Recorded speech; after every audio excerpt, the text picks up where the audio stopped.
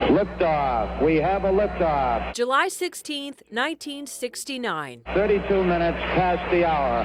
Liftoff on Apollo 11. Apollo 11 launches from the Cape. What an accomplishment and what an inspiration. And I'm really glad that there's still young people out there that really want to do it. Becoming the first manned spacecraft. It's one small step for man, one giant leap for mankind. To land on the moon. I think it proves that we can when we really figure out, agree on, discover, resolve ourselves to a common kind of greater good goal and mission. We make it happen. NASA astronaut Nicole Stott is a Tampa Bay native. I think Apollo 11 is one of these things that happened in history that is all about the future, too. You know, everything that was done there was about improving life on Earth, but also showing how we can do really complex things as human beings when we put our minds to it and when we work together towards this common goal. Stott worked for NASA for 30 years, spent 15 as an astronaut with the Space Shuttle program, and lived 104 days in space, some aboard the International Space Station. Astronaut is, you know, like that less than 1% is the time you spend in space. Every career moment touched in some way by Apollo 11's legacy. When I think about Apollo, I consider for sure, you know, the technical, kind of science-y, complex things that we did to get to the moon, to get humans back from the moon multiple times, and the exploration that went along with it and everything. But I think the thing that comes to mind the most is the fact that we went all the way at 200 and something thousand miles and back to the moon, and we rediscovered Earth.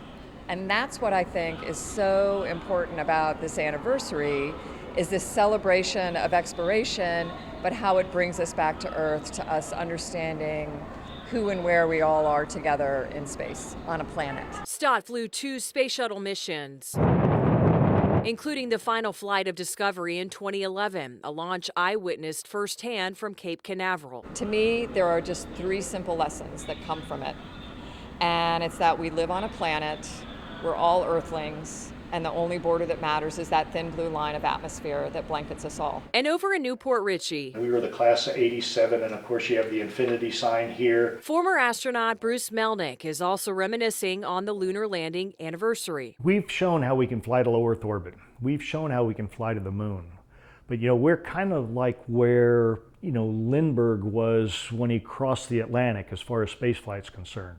I mean, what's the next giant leap we have to take to get beyond the moon? Melnick tells me Apollo 11's 50th is bittersweet for him. Yeah, I hate to say it, but it's really bittersweet.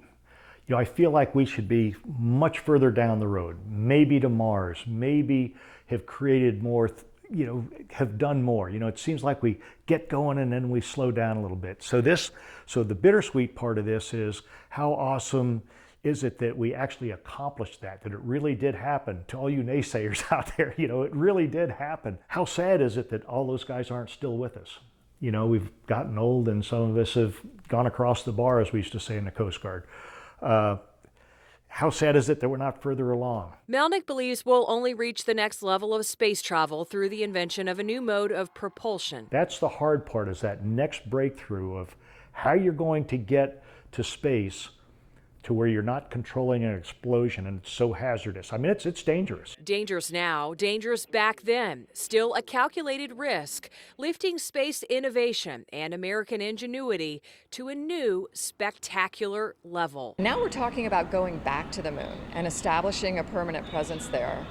And the Apollo guys that are still around, they are so excited about this because they see it as like this extension of what they started. I think they see it as a way for us to leverage it for the future. Carson Chambers, ABC Action News.